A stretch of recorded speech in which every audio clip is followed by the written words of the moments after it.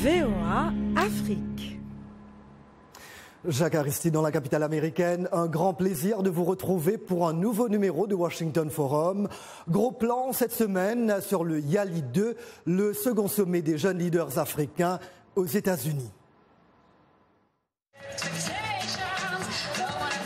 La grand-messe des jeunes élites africaines, 500 membres de la fine fleur du continent réunis à Washington par le président américain. Pour Barack Obama, ce sont eux le moteur du progrès. Concrètement, comment la nouvelle génération de leaders fera-t-elle avancer l'Afrique? Décryptage.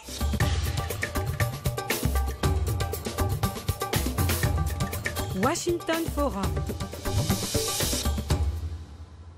Bienvenue et mille merci de votre fidélité à la VOA. La réunion des jeunes leaders africains a pris fin mercredi au bout de 3 jours de travaux.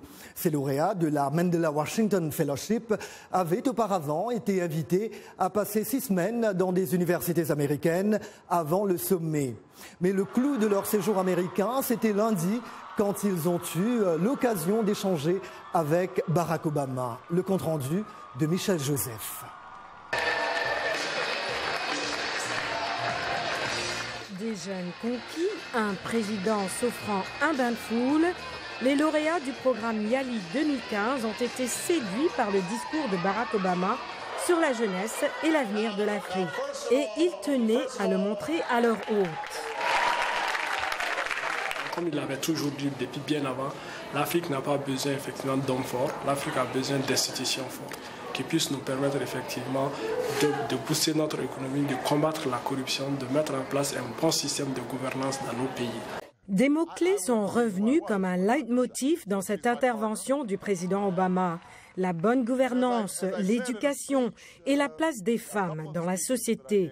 Pendant un peu plus d'1 heure, il a en effet réitéré les messages phares de sa récente tournée au Kenya et en Éthiopie, marquée par son discours historique devant l'Union africaine. La raison pour laquelle j'ai consacré autant d'énergie à notre travail avec le continent, et comme je l'ai dit la semaine dernière, alors même que l'Afrique continue de faire face à de nombreux défis, l'Afrique est en marche.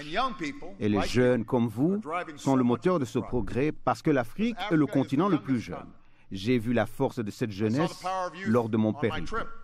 Boostés par la confiance que le chef de l'exécutif américain a placée en eux, les jeunes leaders africains, comme leur père l'année dernière, comptent bien faire fructifier l'expérience Yali. Il a dit « Je ne serais pas ce que je suis sans Michel ». Pour moi, ça démontre en fait toute la place qu'une femme doit occuper en tant que modèle, en tant que acteur de la société. Autre moment fort, la séance questions-réponses. Je viens de la Mauritanie, j'ai 23 ans. Ma question est simple. Vous, en tant que président et en tant que citoyen américain, après votre départ de la Maison-Blanche, allez-vous faire poursuivre ce programme? Parce que nous en avons encore besoin. Oui, à question simple, réponse simple. Oui. Alors c'est très simple, j'ai levé ma main, je ne voulais pas du tout poser de question et puis tout d'un coup il y a une question qui m'est venue à l'idée et j'ai levé la main et la première fois que j'ai levé la main, il m'a choisi, il m'a dit voilà toi et j'ai posé ma question. Le président Obama a aussi annoncé l'ouverture du 2e centre régional Yali à Accra au Ghana après celui de Nairobi. Ceux de Dakar et Pretoria suivront d'ici la fin de l'année. Et en 2016, 1000 jeunes Africains de 25 à 35 ans seront sélectionnés au lieu de 500.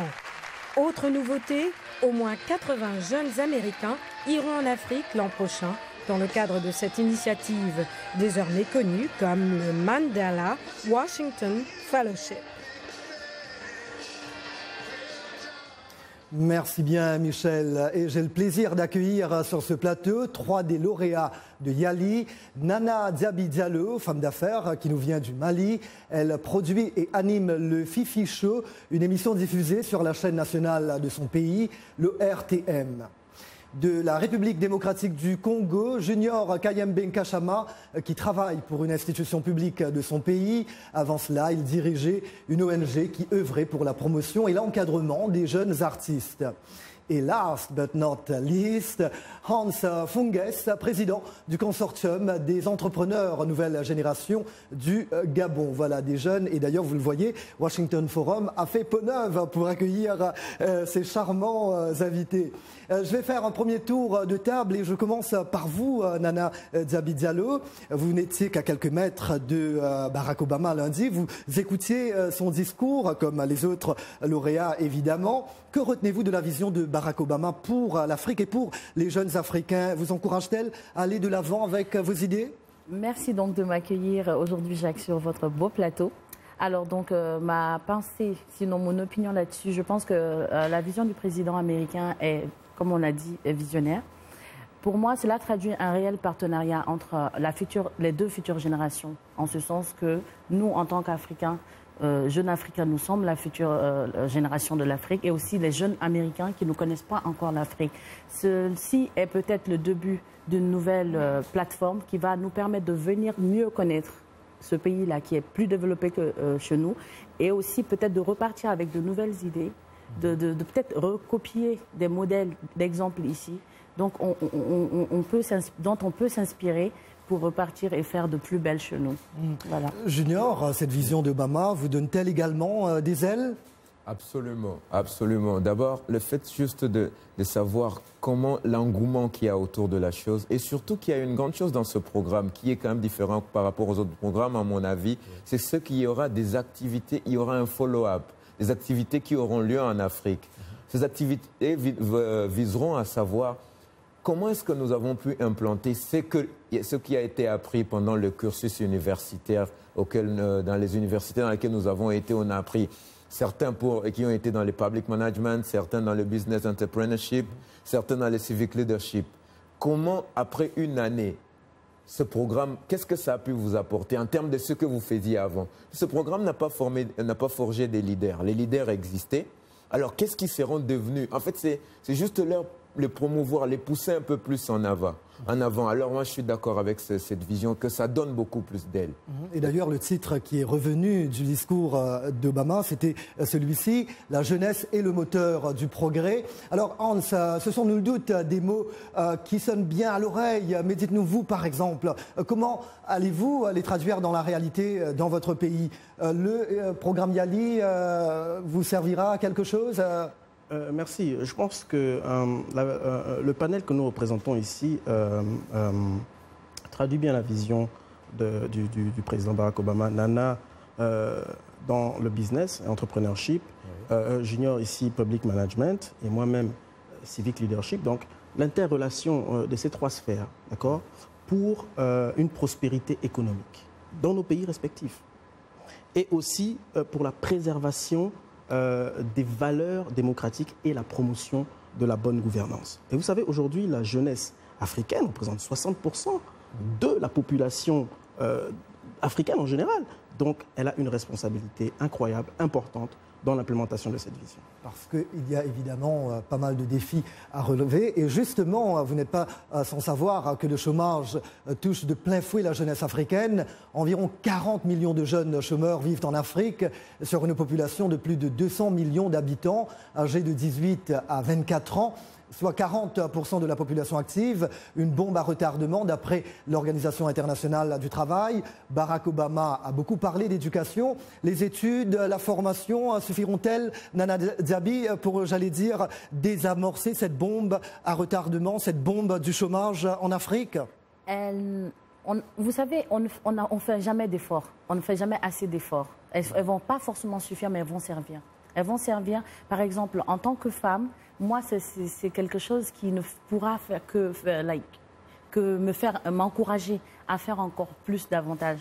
Car, comme on le sait, après Dieu, la femme est la première créature, en tout cas l'être humain numéro 1, qui reproduit encore être humain que nous sommes sur cette terre. Moi, ça va m'encourager à encore faire plus que ce que je ne faisais à davantage dans mes activités. Et ça m'a également aidé dans le sens du networking, qu'on appelle le réseautage, car il faut le dire, nous étions 500. Donc, c'était comme un rendez-vous avec d'autres frères africains et sœurs africains sur un autre continent. Et c'était juste magique. Et vous l'avez entendu tout à l'heure, l'année prochaine, il y en aura 1000 autres. Voilà, très bien. Alors, lors du coup d'envoi de ce sommet des jeunes lundi, Barack Obama a rappelé un des points forts de son discours à l'Union africaine. Pour lui, la démocratie est en danger en Afrique à cause des dirigeants qui s'accrochent au pouvoir. Il avait appelé l'Union africaine à condamner vivement les coups d'État et à faire en sorte que les dirigeants respectent le nombre maximal de mandats déterminés par la constitution de leur pays, en faisant allusion au troisième mandat contesté du président Pierre Nkurunziza au Burundi.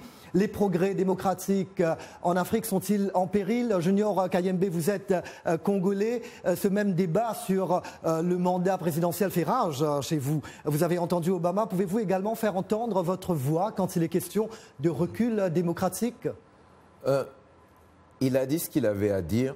C'est que la démocratie... Et vous, qu'avez-vous à dire? Justement, il a dit ce qu'il avait à dire. Ouais. Moi, j'en arrive à ce que je voudrais dire. C'est que la démocratie est un processus. Cela prend son temps. C'est vrai, il y aura toujours des coups qui seront portés à cette démocratie. Mais maintenant, il faudrait qu'on voie aussi avec l'avenir ce qui est déjà fait. C'est que déjà, en principe, nous avons les constitutions qui disent déjà ce qu'elles doivent dire. Alors, il suffit maintenant de savoir quel effort maintenant nous faisons pour respecter les règles que nous avons mis en place. Et là, même dans le cas des troisième mandats, ce n'est pas, c'est contextuel. Vous avez parlé du Burundi. Il y a d'autres cas qui existent maintenant, dans lesquels il y a maintenant une attente. Est-ce que ces États vont tomber dans les mêmes choses? Ça, c'est encore à voir. Mais en attendant, cela ne m'empêche pas de rester l'avocat des constitutions, qu'elles restent immuables. On change, il serait toujours malvenu de changer les règles du jeu pendant le jeu.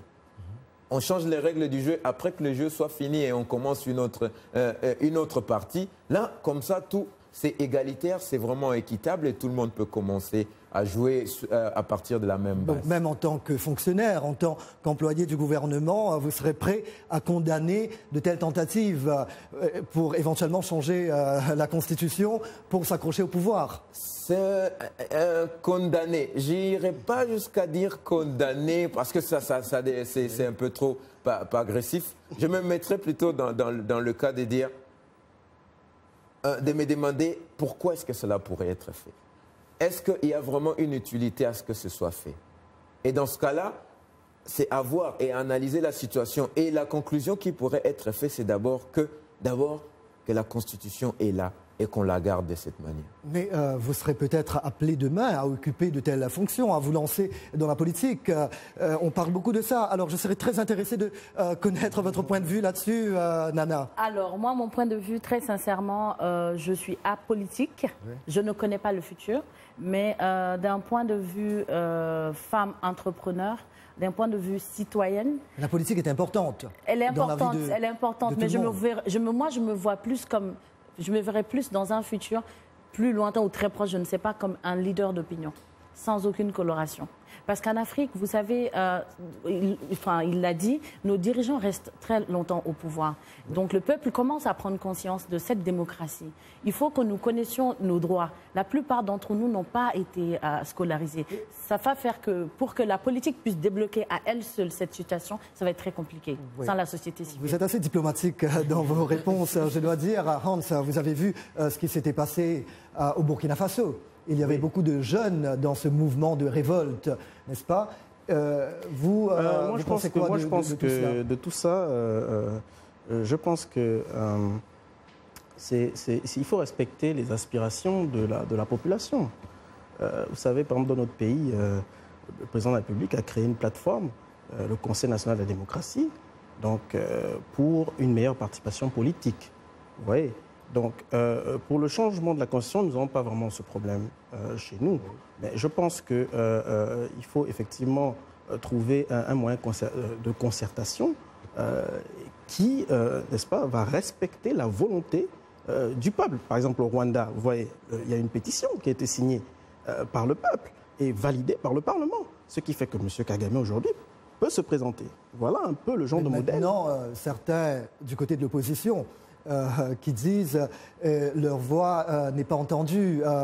Il n'y a pas de vraie opposition au Rwanda. Donc tout ça fait débat. Vous savez, il y a aussi beaucoup de gesticulation politique dans tout ça. Vous savez, qu'est-ce que ne ferait pas une opposition pour se faire entendre aussi?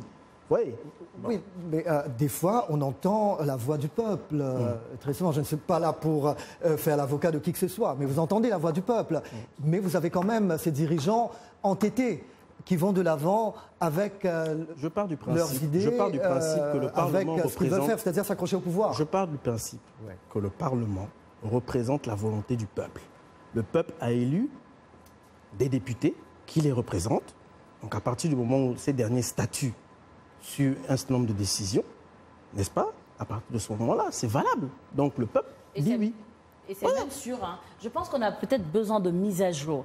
Parce que ce peuple-là dont on parle, aujourd'hui, je l'ai dit, est en train de prendre conscience. En tout cas, je peux dire que vous pouvez faire de bons politiciens, parce que vous savez comment contourner les questions. Alors, un mot pour remercier mon collègue Bagassi Koura et notre executive producer Linda Ring, qui nous ont rapporté la plupart des images et interviews que nous diffusons dans cette émission. Justement, témoignage maintenant d'autres jeunes dirigeants africains recueillis à l'hôtel Shoreham de Washington, où se déroulait le sommet. Je veux monter un réseau d'incubateurs panafricains, en fait, mais vraiment des incubateurs de classe mondiale. De cette sorte que demain, les Facebook, les Twitter puissent être créés à partir de l'Afrique et de partir de l'Afrique pour avoir un leadership global. Nous avons des institutions qui sont faibles et la loi n'est pas au-dessus de tout le monde. Je pense que si la loi devient au-dessus de tout le monde, cela permettrait de créer un environnement qui sera favorable pour pouvoir réaliser tous nos rêves. L'obstacle, c'est vraiment l'intégrité des hommes et puis l'application de la loi stricte. Je travaille pour le moment sur un projet qui va se focaliser sur l'utilisation de la technologie pour permettre de réduire les coûts de l'éducation en RDC, mais augmenter aussi sa qualité. Je rêve d'un Congo où la jeunesse se donne les moyens, en ayant accès à une éducation de qualité, se donne les moyens de pouvoir réaliser ses rêves et ses objectifs.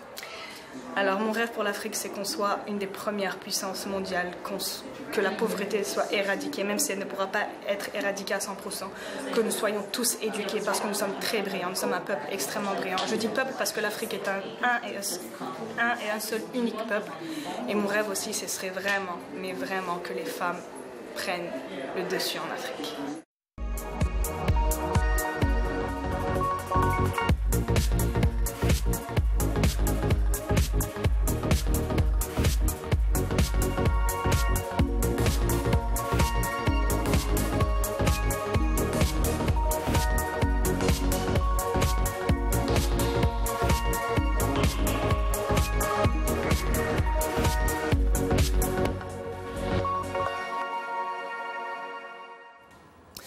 Jacques Aristide de retour avec vous dans Washington Forum. Nous faisons le bilan des 3 jours de sommet du Mandela Washington Fellowship pour les jeunes leaders africains.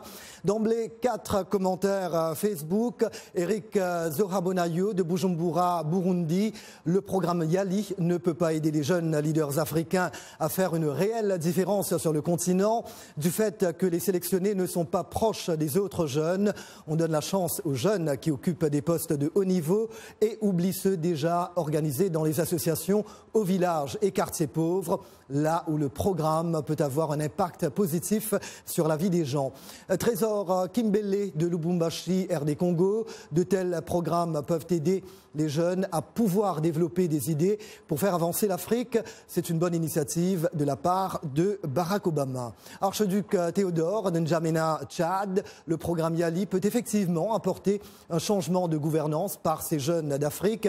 Mais si ces jeunes ne sont que les représentants des présidents africains, maîtres en corruption, clientélisme et enrichissement illicite, ils ne feront que suivre la volonté de ceux qui les ont envoyés et les leçons apprises ne seront que des bruits non audibles. On continuera toujours par avoir des hommes forts à la place d'institutions fortes.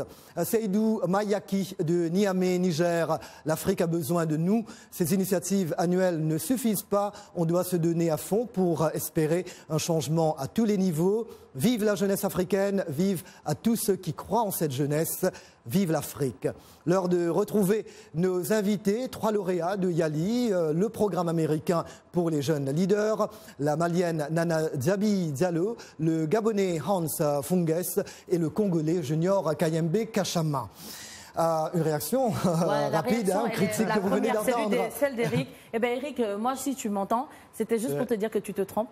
Je suis productrice moi-même et je présente mon propre talk show. J'invite le public. J'ai une émission qui est ouverte à tous au Mali et on a le droit à la parole. Le micro est laissé. Il n'y a pas de gouvernement derrière. Quant à mon émission, j'ai eu du mal. Je peine encore à avoir beaucoup de sponsors car elle est financée par mon agence. Donc le programme Yali, moi, ça m'a permis de comprendre beaucoup de choses. Je pense qu'en fait, c'est de la désinformation peut-être qui se situe à ton niveau. Il serait bien peut-être que tu cherches à en savoir plus puisque le choix, il est fait vraiment sans aucune influence politique.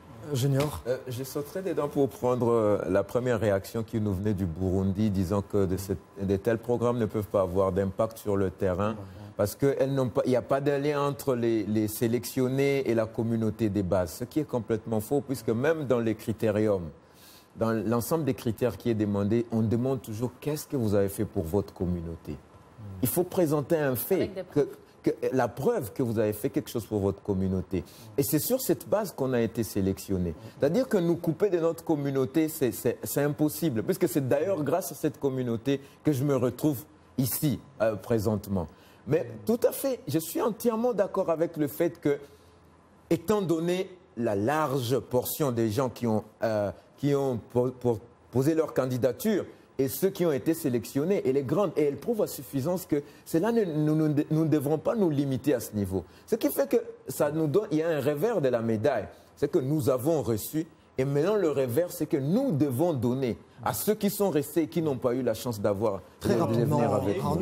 Il y a une nuance qu'il faut absolument que les téléspectateurs sachent, c'est que premièrement, nous ne sommes pas les représentants de nos gouvernements ici. D'accord ? Bien qu'on peut dire que nous sommes un peu comme des diplomates, parce que nous sommes quand même là pour représenter l'image de notre pays. Mais j'aimerais dire que nous, à la base, nous étions déjà des leaders. Nous faisions déjà des choses, un certain nombre d'actions sur le terrain avec un impact. Ce qui nous a permis de renforcer tout simplement nos capacités en participant au programme Yali. Ça, c'est important. Il y a certains qui sont là, qui n'ont jamais pris l'avion, par exemple, qui viennent directement du village. Donc ça n'a pas de sens. Très bien. Les crimes dont les albinos sont victimes en Afrique, un sujet qui a surgi lors de la séance questions-réponses entre Barack Obama et les jeunes leaders africains. Extrait. Thank you, Mr. President. My name is Jane. I'm from Kenya. Je viens du Kenya et je parle au nom de mes frères et sœurs albinos d'Afrique. Comme vous le savez, Monsieur le Président, des personnes atteintes d'albinisme en Afrique sont tuées et des parties de leur corps utilisées à des fins rituelles. Je voudrais vous demander de soulever cette question avec les chefs d'État africains afin de mettre un terme à ces atrocités. Okay, good. Thank you.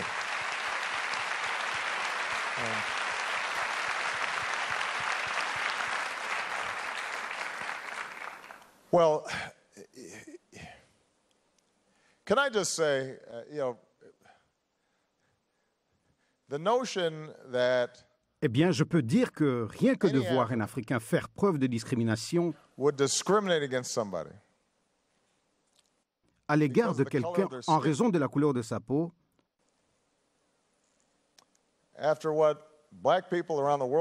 après ce que les Noirs ont enduré dans le monde, est insensé. C'est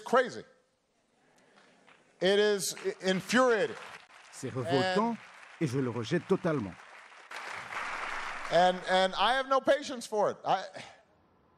Junior, cette réponse de Barack Obama, ça vous a fait du bien d'entendre cela? Une réponse forte, claire et nette? Absolument, puisque au moins nous avons eu un moment où il y a quelqu'un qui représente une grande, d'une grande position qui a pu parler de la chose. Parce qu'il y a quand même un silence qu'il y a autour de la question qui concerne l'albinisme, même en Afrique et même de par le monde habituellement. Et ça, en fait, la question même de la fellow, n'est pas vraiment la question qui était importante, parce que nous n'attendons pas de lui pour qu'il vienne changer nos politiques. à ce que nos politiques soient beaucoup plus intégratives par rapport à même aux personnes vivant avec handicap ou même aux albinos. Non, nous n'attendons pas vraiment ça. Mais c'était juste soulever cette question et avoir quand même quelqu'un de cet acabit qui puisse parler de la question et puisse s'exprimer. Parce qu'il a exprimé une opinion et l'opinion était claire que c'est quelque chose à ne pas faire et c'est quelque chose qui ternit l'image de ce beau continent dont nous venons. Parce que moi, je refuse de garder une image amère de ce continent d'où je viens et d'où je suis issu. Parce que, et ça réduit vraiment la valeur de ce continent. Et le président américain a également condamné les mutilations génitales et appelé les jeunes à lutter contre toute forme de discrimination et de violence faite aux femmes et aux personnes handicapées. Et souvenez-vous, lors de sa récente mini-tournée africaine, il avait demandé l'égalité pour les homosexuels en Afrique, ce qui lui a attiré les foudres des dirigeants africains. Pourquoi de tels sujets ont-ils la peau dure sur le continent? Est-ce que vous pouvez oser par exemple, en débattre? C'est difficile d'en parler. On pourra en débattre, mais ça va être difficile. Par exemple, je parle pour mon pays. Oui. 90% des Maliens sont issus de la religion musulmane, sont des musulmans. Donc aller parler de ce problème-là, comme ça, à chaud, ça peut frustrer. Ça peut frustrer quand on voit que 12%, par exemple, quand on voit qu'il n'y a que 12% de la population qui a été à l'école, il y a une inégalité, en fait, face à la facilitation du passage pour le message. Donc, le temps, vous savez, passe très vite. Alors, je vous propose maintenant d'aller à la rencontre d'Ndeye Absa Ningué, une jeune Sénégalaise de 28 ans qui a bénéficié de l'initiative Yali l'année dernière. Qu'a-t-elle tiré de cette expérience, son bilan avec Kadiatou Traoré? Est-ce qu'on peut passer à la galerie, mais ça n'a pas vraiment de Un an après, Ndeye Absa Geng est passé gestionnaire de logiciels pour le Moyen-Orient, l'Afrique et la Turquie chez le géant informatique IBM, une promotion pour l'ex-chef de marketing. Quant à sa ligne de mode africaine ABC, elle est en plein essor. Je détiens toujours ma marque ABC avec plus de 26 000 fans sur Facebook. Avant Yali, la Dakaroise n'avait pour but que de se faire de l'argent. Mais après avoir étudié à l'université du Texas à Austin, dans le cadre du programme américain, tout a changé. Participer à la gestion d'une banque alimentaire lui a ouvert les yeux. Vous prenez du recul et regardez le monde différemment.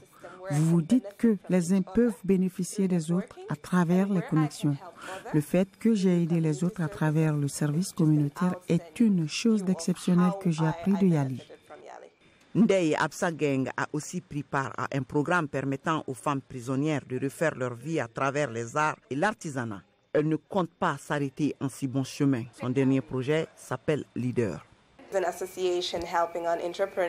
C'est une association qui vise à aider les entrepreneurs à se pencher sur leur avenir, non seulement par rapport aux possibilités d'emploi, mais aussi à la réalisation d'un vrai plan de développement personnel. Un projet, selon Ndeye Absa Geng, à même de pouvoir aider les futurs jeunes leaders comme ceux du programme Yali. L'impact de Yali, les jeunes leaders africains de Yali feront-ils la différence chez eux? Quelques secondes, Nana Diaby, rapidement. Sans doute, sans doute. Et j'invite tous mes frères et sœurs à l'année prochaine postuler afin d'en savoir plus, de vivre cette aventure que nous avons eu la chance de vivre. Hans? Elle m'a arraché les mots de la bouche. En fait, Junior, allez Hans. Je terminerai tout simplement en disant que par une cotation, une citation, excusez-moi, de Margaret Mead, vous savez, qui disait que ne jamais douter qu'un groupe de personnes peut changer le monde. C'est tout ce que je dirais. Ce sera le mot de la fin. Voilà, merci à nos invités. La femme d'affaires malienne Nana Diaby Diallo, Junior Kayembe Chama, fonctionnaire de la RD Congo, et Hans Funges, jeune entrepreneur du Gabon. La Washington Forum est diffusée par la RTN, notre télépartenaire, que je remercie. Et bien évidemment, merci à vous, chers amis fidèles de la VOA. Merci de nous avoir accueillis chez vous une fois encore cette semaine. C'était Jacques Aristide à Washington. Je vous dis à la semaine prochaine. Take care.